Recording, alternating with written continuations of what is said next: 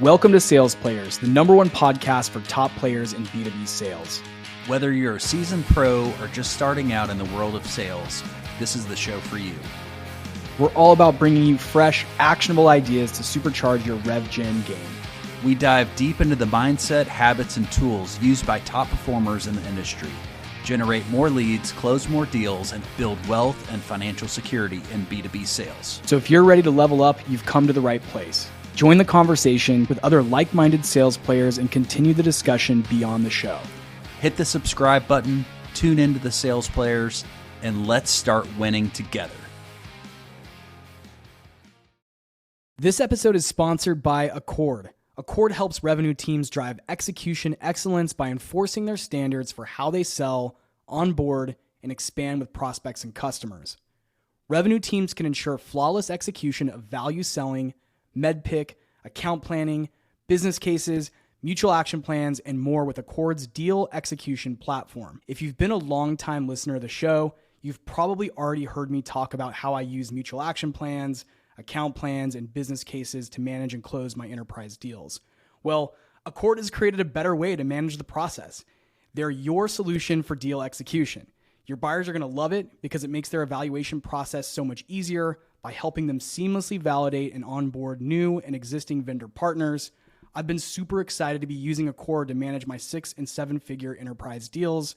So for sales players looking to get started with Accord for free, use the link in the show notes to sign up today. Hey Sales Players, before we dive back into the conversation, I wanted to introduce you to a game changer in the lead generation tool arena, and it's called Lead Feeder. Imagine having the power to identify companies visiting your website, tracking their behavior in real time, seamlessly integrating this data in your CRM.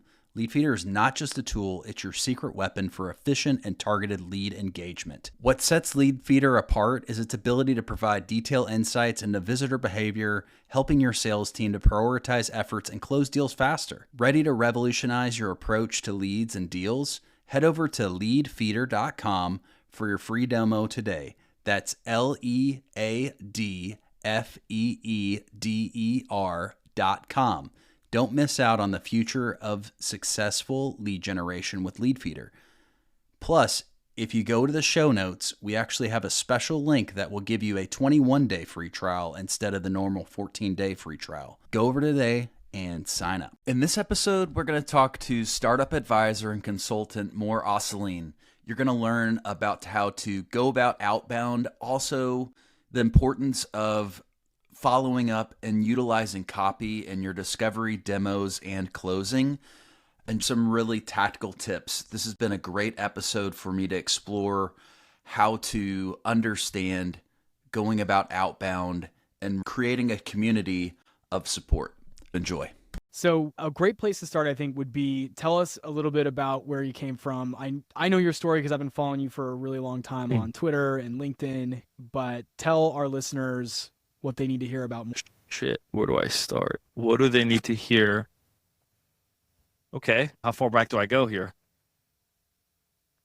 As far back as you care to go. Maybe like not. Yeah, I was born in back, XYZ like hospital.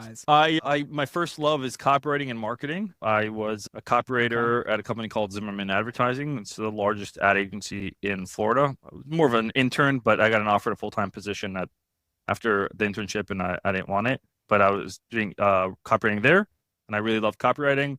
I still do. And then my first job out of college was a sales job. I quit on the first day. I was scared. I didn't want to do sales. I just took the job because that was what you're supposed to do. And then I was a marketing manager at a travel agency. And then I did real estate a little bit by cold calling, door knocking. And that got me out of my fear of sales. And then I joined a few early stage startups. Both failed because they had lack of funding and lack of product market fit. The third one was a hit. At 26, I was promoted to VP of sales. We grew that company pretty damn fast. In 4.5 years, we had 50 plus employees, got acquired, millions in ARR, blah, blah, blah. And then I did that a few more times, or was VP of sales again for another company. We went from 1 million to 4.5 million ARR in 12, 18 months. And then about almost 2 years coming up in October or November, it'll be 3-year anniversary of going solo, doing sales, advising, coaching, consulting, courses, community. Yeah, and I enjoy creating content. That's it's copywriting. Yeah. Do you think you'll ever go Okay, back okay, to being an employee? Hell no, man. I mean, if I hope not. I really hope not. Yeah. As someone who's like aspiring to do basically what you did, which is ultimately at some point work for myself, that I was very curious about that because it seems like you got a good thing. Yeah, I going mean, I'm there. nowhere near where I want to be. Nowhere near. Like I haven't officially made it in my head. Nowhere near it. But the thought of Yeah. being an employee scares the shit out of me. That for me, it's someone tells you like, hey, what happens if like your bank went to zero? That level of fear is the same fear I have as going back as an employee. Wow. Talk to And us about. I actually can't be an employee. My expenses are so through the roof because I have 3 kids. Just as an employee, I just won't make the money that I'm able to make now, and I wouldn't be able to support my family. Wow. So, Does your wife work, or is it you? Just me. you. Yeah, You're the she breadwinner. she works, Wow. but not like Wow. for money. Like she helps, she Right. takes care of the kids and all that. Yeah. She's doing the house. Yeah, exactly. She works for Yeah, free. same. Okay, joking. Well, so talk to me about copywriting. This is something that I think a lot of, we were talking to Chris Orlob a few weeks ago, talking about Yeah. ClickFunnels and, Russell Brunson. And I don't know, for some reason, AppSumo is just like all over my feed lately. And I have had flashbacks of buying Neville's Me too. copywriting course. Like, I don't know how long ago Yeah. that thing came out. And I just think that copywriting is such a skill that new sellers, old sellers, marketers just don't know about. And I would just like to learn more about what were some of the things back when you got into ad agency that you used as tools to learn about copywriting, and what do you use to? Well, so at that ad agency, I was 19 at the time when I got the internship, but it wasn't like I didn't have any tools. Just like I enjoyed. I mean, I had a knack for writing when I was a kid. I won like poetry contests. I'm talking about when I was like 6 years old. We had like local poetry I would win those. I enjoyed writing, not long form. I never liked long form writing, like long 3,000 word blogs, whatever it is. So I had a natural knack for it. I remember there was like an ad. I would like when there was like commercials for any movies or shows, people would hate that and want to fast forward. I would want to watch through that. I always found it interesting. Or let's just say magazines. I remember there was a magazine. I actually have like I cut the snippet of it. It's like in a folder somewhere. It was an ad for Rolex. This is from like 1990 something, 1999 or whatever it was. An ad for Rolex, Wow. and it's like you see like the Rolex, and it's like what was something like I don't remember the actual copy. So I'm gonna give you a different one. It was one for like steak. It's like why man created fire, and you see like a beautiful piece of steak. I was like, that's copy, Oh, right? Or like wow. I think that maybe the Rolex was like Yeah. Yeah. you ask for the time even if you know the time, or you look at the Rolex even if you know the time, or something like that. It was like it's not about the time, it's about the Rolex. So I would go through that, add an act for it. Nowadays, how I like level up on it is I'll obviously read books like Russell Brunson's books. Obviously, I listen to his podcast. If I'm on Facebook and I scroll and like something catches my attention, like it could be a scam, whatever it is, I'm like, oh shit, like why did it catch my attention? And I look at the headline. I'm like, that's the headline. There was one actually. I posted it on Twitter the other day. When I went to Yahoo and I was like scrolling on down Yahoo website, and there was a headline, and I took a screenshot of it and I posted it on Twitter. Let me just find it real quick. Oh, Yeah. Old Yahoo. yeah, this was Old the headline. Yahoo, Ready? yes. And I clicked through the article just because of the headline. Caitlin Clark just did something no athlete has done since Michael Jordan. What did she do? Right? And Michael Jordan's a big name. Yeah. So it's and then I create a swipe file. I don't know if you guys know what swipe files are, but I create a swipe file of anything catching. That one, for example, I added it to headlines. If I'm on Instagram and I see an ad that catches my attention, like Hi Rose, I will save the ad, and then and Instagram gives you the ability to put it into categories. So I have a category on my Instagram saved post that has like copywriting or headlines, whatever it is. So I'm constantly curating things like that, or I'll subscribe to people's newsletters or their cheat sheets and lead magnets, Russell Brunson's, and I read it, and then I try to like when I write and I create content, I look at it and try to mimic it. So that's what I do today. And then Chris Orlob, he had told me, he's like, hey, you should buy Baron. I forgot the guy's name. He has his letters. What's the guy's name? Baron's letters. Yeah.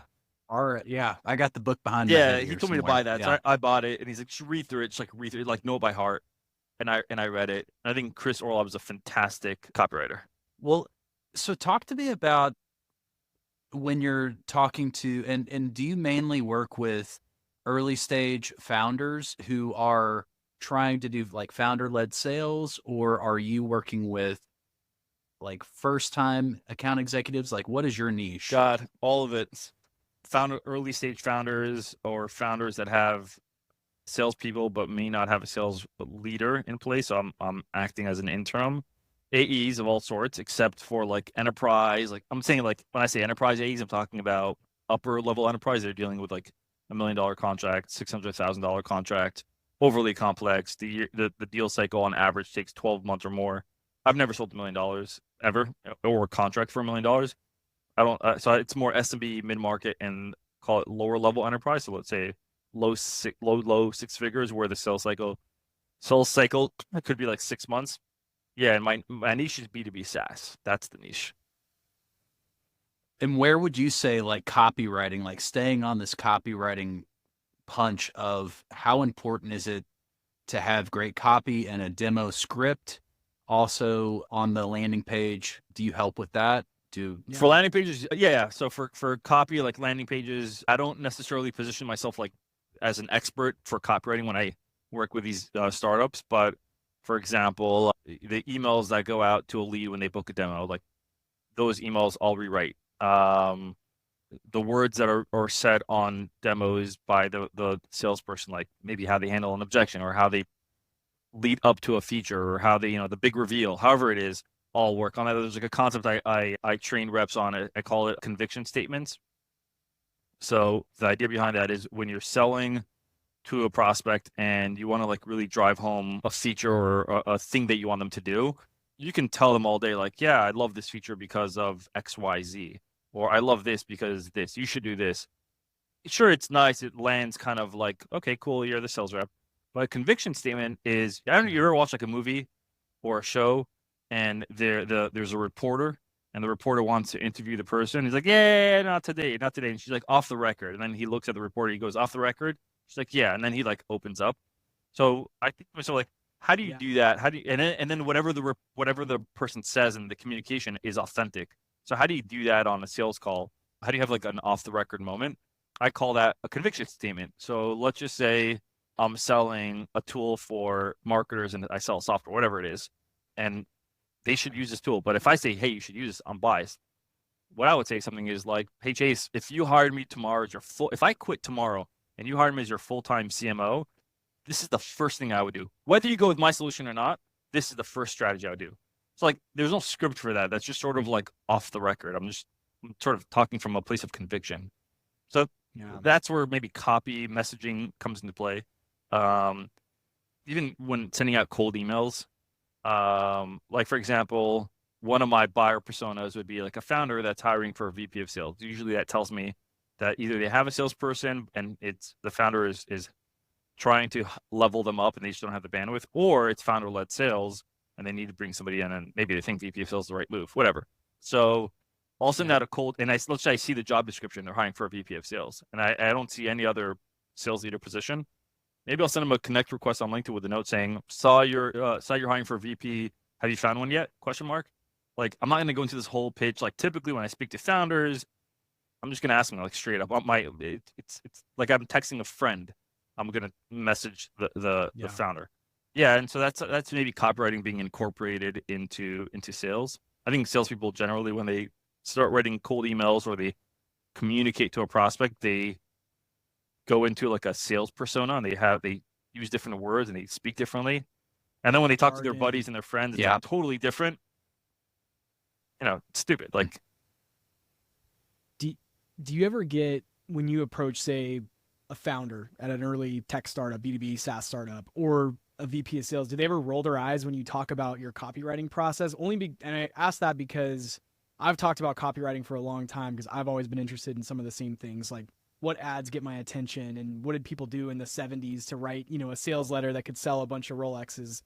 But I've brought it up to sales leaders before in my career and they're like, that's like some black magic bullshit or whatever. What is that? And who cares? It's all about, value selling or whatever the methodology that they lean in on. Have you ever had people express skepticism on the copywriting? No, because I don't talk about the copywriting front when they bring me on. I'm not hired as a copywriter. You just show the result. Yeah, they don't hire me as a copywriter. Yeah, That's okay, not so the sort of scope of work.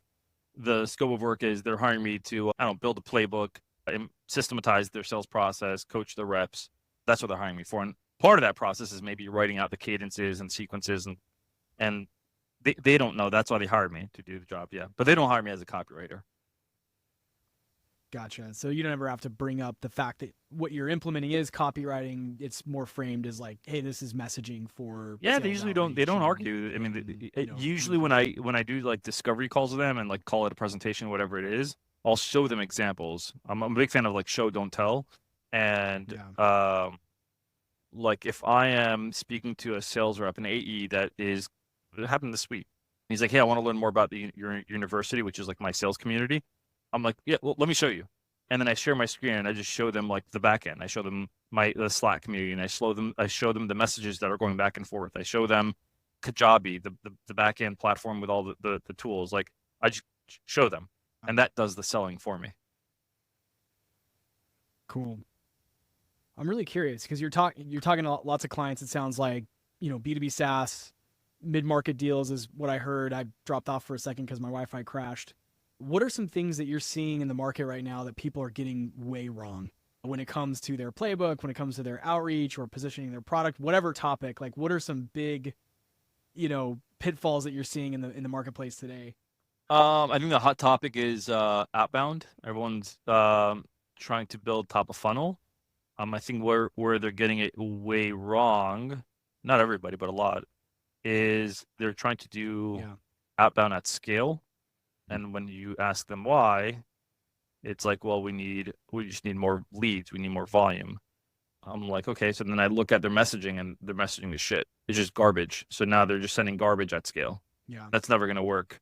And so also the problem that they're doing is when they're sending out these outbound emails, it sounds like a marketing email.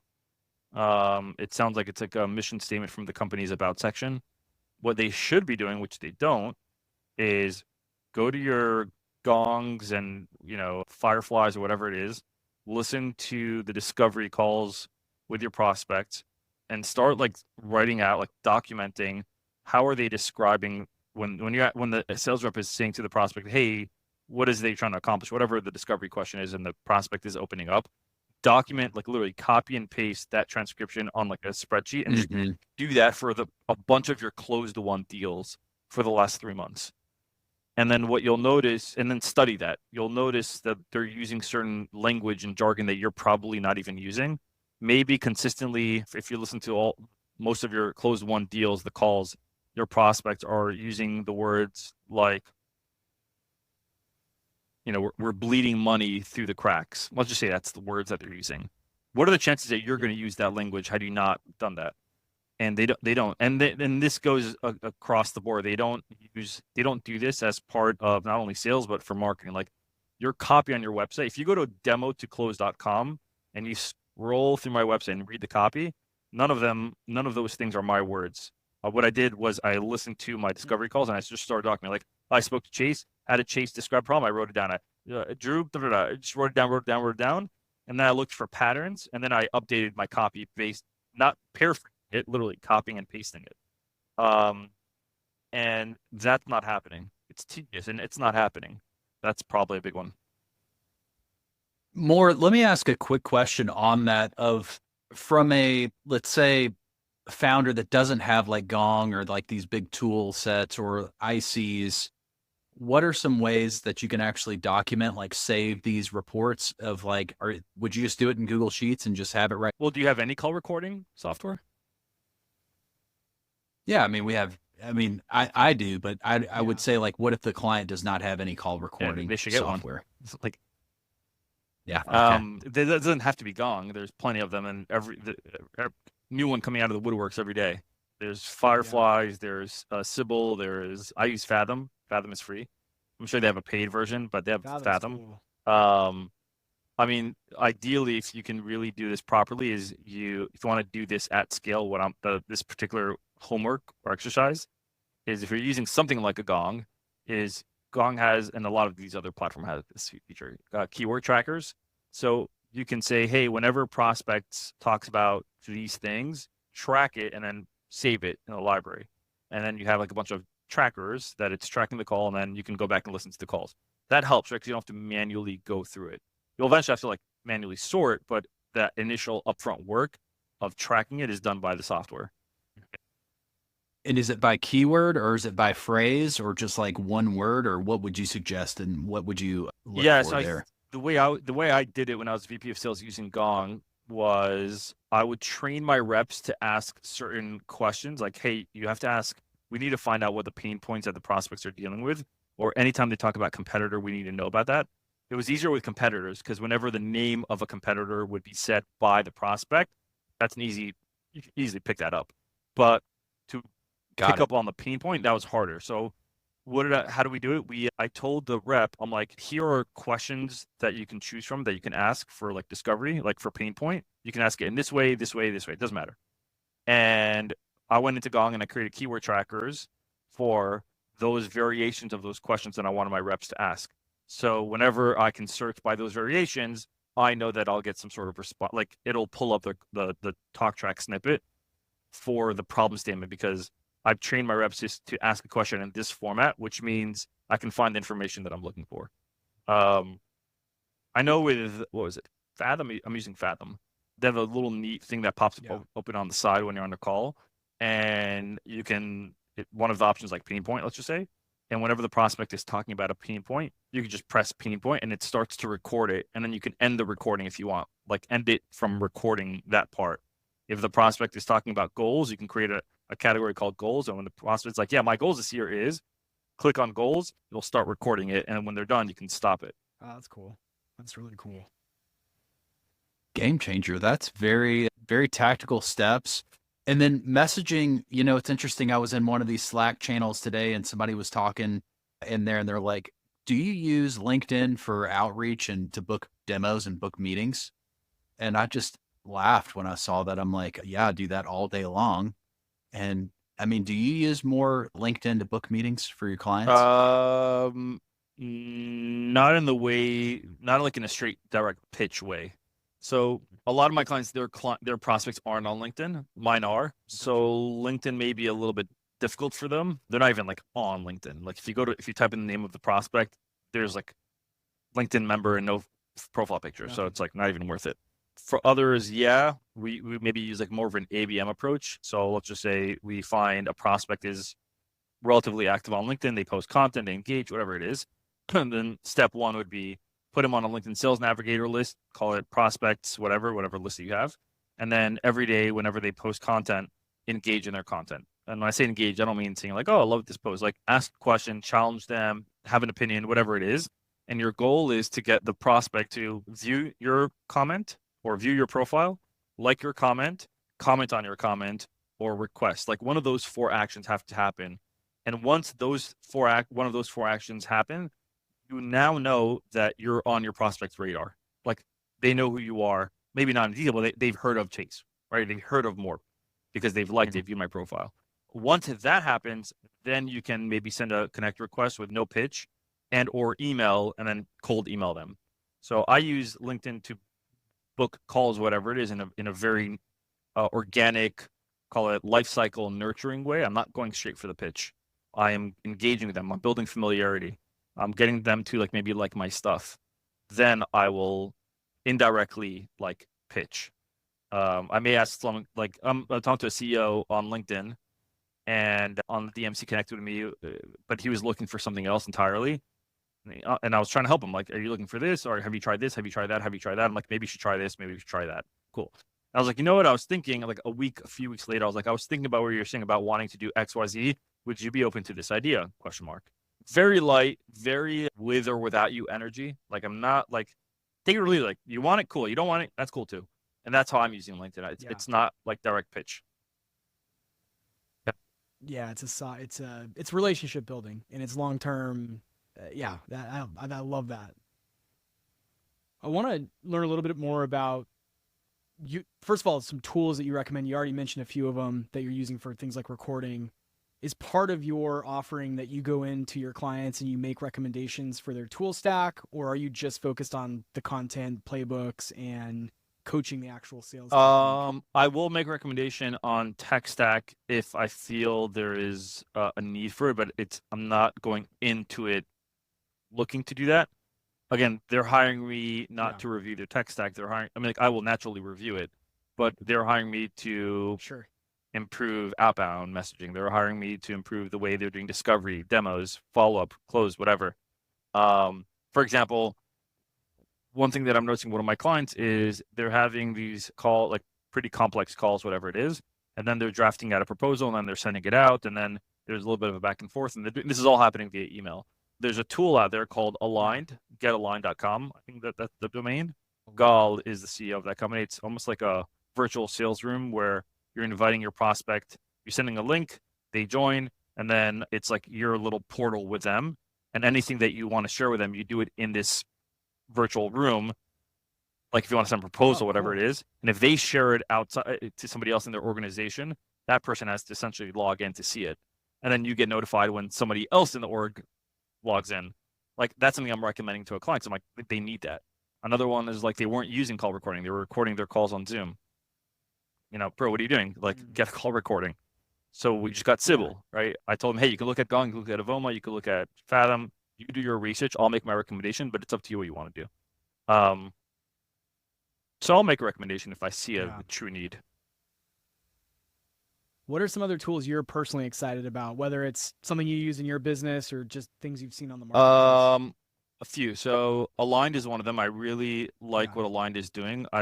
Some of my students in my university are using it. Man, last week I had one of them like do like a little workshop to share with other students, like how are they using it. I'm not like an advisor at that company. I don't, I just think it's really cool. That's one.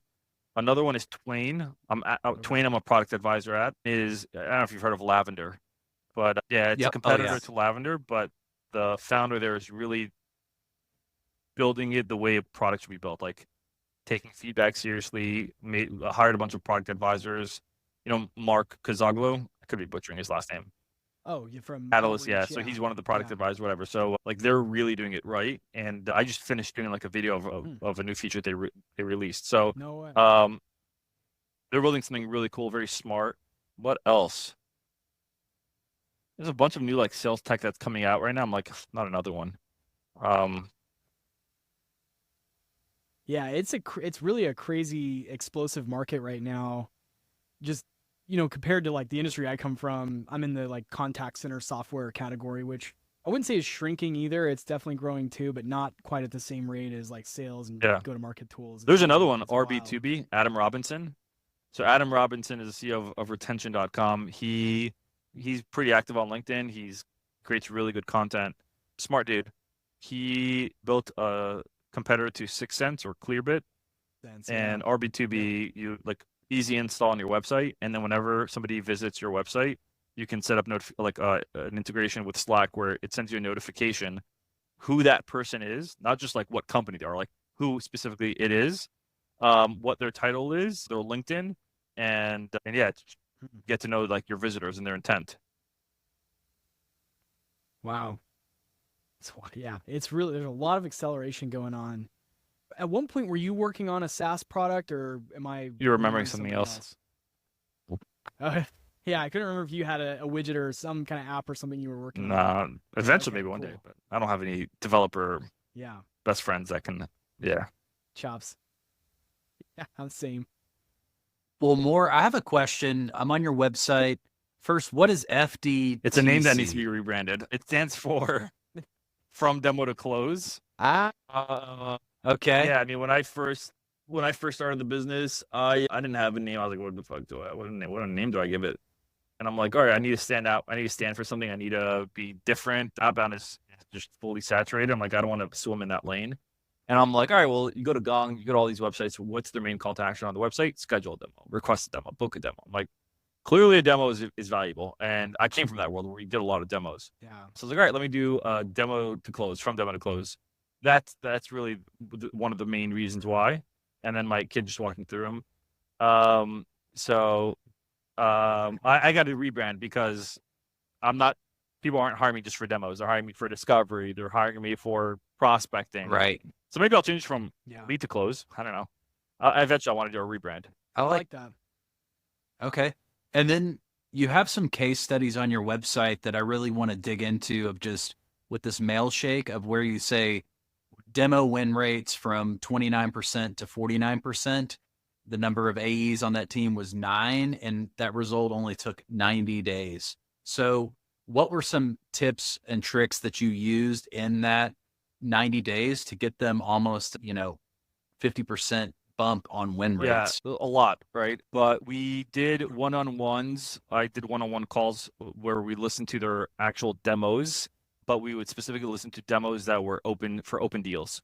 So that's number one. So open deal one-on-ones where we listen to the calls, but the one-on-ones were in a group setting where the other AEs were sitting in on it. So they were listening, and I was imagine Chase, I'm doing a coaching session with you, and we have like 10 other AEs, right? Like that's how it was. And then I don't tell them what they need to fix. I have them self-assess. So they diagnose themselves first. And then I have other reps sort of like diagnose, like, hey, what do you think? What do you think? What do you think? So everyone's sort of like chiming in. I'm the last to answer because I don't want to pollute their opinions or their responses. Yeah. So that's like a coaching style that I have. And then in terms of like tips and tricks, a few, like we don't sell the feature, we sell the strategy. Like, so if somebody is, I don't know, I'll give you an example. Like a lot of email tools have like a built-in email warm-up functionality, right? So the way most salespeople would pitch that or talk about that feature on the demo would be, well, here's our email warm-up tool that you can put in an email. And they just talk about what the feature does and they'll just talk about the benefits, like almost casually. It's almost like it feels like a default thing. And then they move on. The way I would do is like you teach the strategy first. So how do you teach a strategy? You maybe ask a discovery question, then you, based on the answers that you're giving, you're going to give a consultation on what to do. So an example of that would be like, hey, prospect, curious, right now when you're sending email, you mentioned that you're sending out cold emails. Are you doing that from your main domain? And they'll say, yeah. Like, okay, are you familiar with like email warm-up tools? Kind of, I've heard about it. All right, so if there's anything you got to walk away from today, prospect, even if you don't go with us, you need to stop sending out emails from your main domain. So this is like copywriting style of messaging.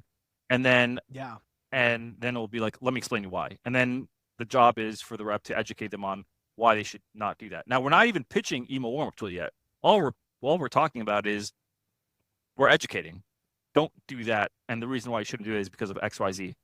And they'll do that. And then they'll say something like, so what you need to do is you need to buy a bunch of email domains and warm them up for at least 2-3 weeks. And then once they're warmed up, you got to forward them and then you send out emails from there. And there are plenty of tools that you can do that and sign up. We have it. We just built it internally. So you don't have to go outside, right? Like, so it just happens to be that we have it. So I'm teaching a strategy before I'm teaching. So that's an example of something. And Interesting. So initially they would come off like sales reps selling Mailshake, and over time they started coming off like as if they were outbound email consultants, right? And were these inbound or outbound demos that were coming in? They had a lot of inbounds, but they ended up creating an outbound leg. So it was a mix, totally mix. Yeah. I'll give you another example. Like me personally, like when I get on a discovery call with a prospect, it could be a CEO or an AE, whatever it is, and I'm trying to understand like their world and what they're trying to accomplish and their challenges. Based on their challenges, what I hear, I'll know what they should do at a high level. Like I have to, it's not as nuanced, but I know more or less what they should or should not do. And I'll tell them like, this is what you need to do. This is like, I'm giving them free advice. I'm coaching them before they've hired me. And since the call only lasts for 30 to 45 minutes, and I've coached them and I've given so much dense value in that period of time, it's very easy for me to then book them for the next call or to get them to hire me. There's one company, he a CEO of a new company, acquired a company, and we were on a discovery call, and he needs help with outbound. I asked him a bunch of questions like, what's working, what's not working. I'm like, can you share your screen? Can you show me some of your messages? I'm like, oh, that's why it's not working. I'm like engaged with him. And then at the end, we're talking about price. I'm like, this is what I could do. You don't have to go with me. This is what I'd recommend, blah, blah, blah. And when he ended up going, he's like, I only went with you because you were the only one that was like teaching me what to do. and was giving me so much value. Everyone else was just sort of pitching their services. The way I pitch my services is by demonstrating my service, right? That's why I do it. Yeah, that's cool. Yeah. Well, something that I've really wanted to talk about on the show and just share with we get a lot of ICs, people that are new into tech sales. Also, we have founders, and just the importance of joining a community like yours. Yeah. So last night, I couldn't sleep, and I'm part of Chris Orlob's P Club community. And I was like, I'm going to take this Kevin Dorsey course. And it was like 2 hours, or it was like 30 minutes long. It was amazing. So I would love to just hear about what does somebody get joining your community and price wise, but the value from these communities can be so impactful and so important. And I think people are sleeping on groups like you're creating, Chris is creating, the sales players. Would just like to learn your thoughts on that. It's interesting. When I started my business, I'm like, why would somebody, I used to look at like Orlob and all them like competitors. Technically they are, but I'm also part of like I bought a bunch of courses, and those course creators are competitors technically. I'm part of like a few communities. Those communities are competitors with each other. So it was a limiting belief that I had. But to be in multiple communities, you could buy multiple courses. It's not like there's no exclusivity there, which is again a limiting belief that I had. But my community, it's exclusively for account executives, not SDRs, only account executives who technically be a founder, and you're doing account executive work. So technically you'd be qualified. Right. So it's only AEs, SMB, mid-market, or lower enterprise AEs. Anything like, if you follow Nate Nasralla, like I would consider him like a strategic enterprise type of person. Like he'll deal with AEs that close like $1 million deals, $500K deals. If anyone comes to the door through that, not a fit. We meet once a week live on Zoom. Call it like office hours, group coaching, really intense, tactical, like super, super tactical. There is training material outside of that in the portal. There's a community on Slack. I'm really active in the community. And then we're slowly going to introduce like workshops and deconstruct deals together and what works for for a rep. And we have reps share what works for them. I share what works for me. I do sales today myself. Like I have to prospect, I have to do discovery, I have to do all these things. So in these Zoom sessions, I come in and I just behind the scenes. I don't share behind the scenes as much on LinkedIn because I just don't. It's more exclusive. I'll share what I feel comfortable sharing, but anything beyond that, like this morning, I spent like 20 minutes sharing with them 4 prospects that I emailed this week that 3 of them got replies, and I just went completely behind the scenes, like my LinkedIn, my everything. So yeah. Wow. And this is what people need. It's not magical like how you've started your business and how you're getting results. It's like there is a process, and I think you can see it, and then you can start to repeat those steps.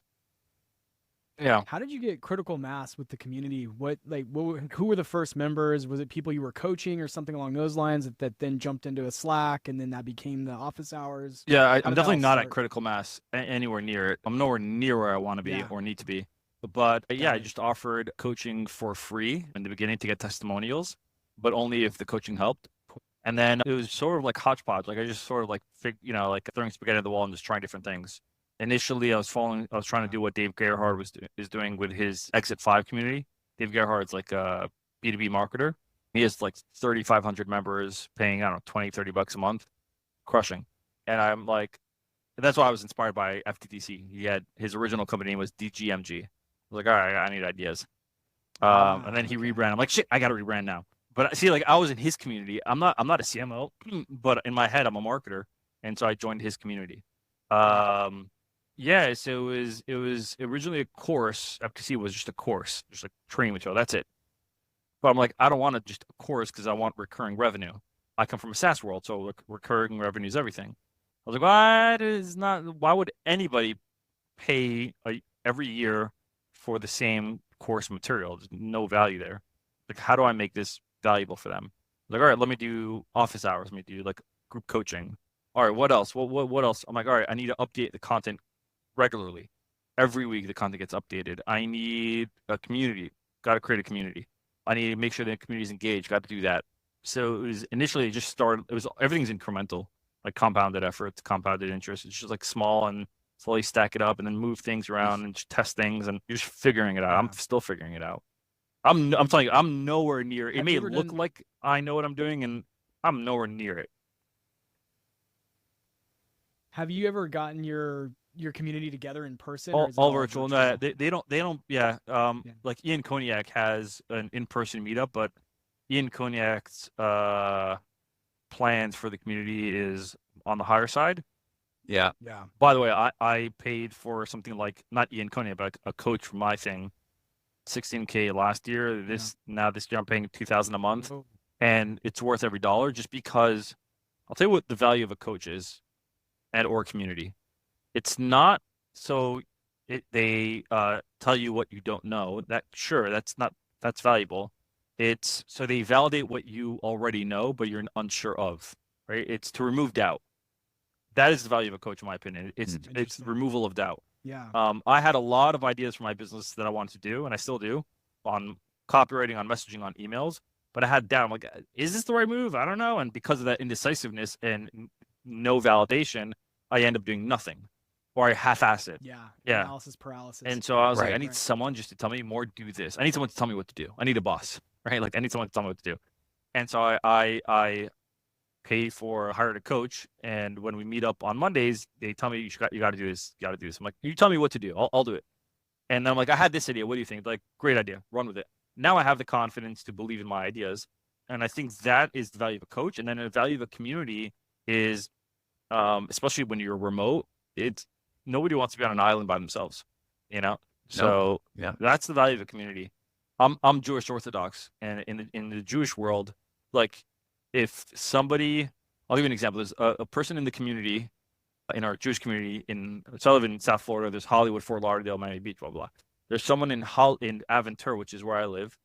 Their daughter, she's 2 or 3 years old. She fell in the pool. She was underwater for like maybe 9 minutes, whatever it is. They rushed her to the hospital. I think the doctors are saying like there's no hope. And the father's like, no, there is hope. There's faith in God, blah, blah, blah. Every night at 8:30 p.m., outside of the hospital where the daughter's at, they have maybe 60 to 100 other Jewish people from different communities out there every night for an hour or two praying for her. That's community, right?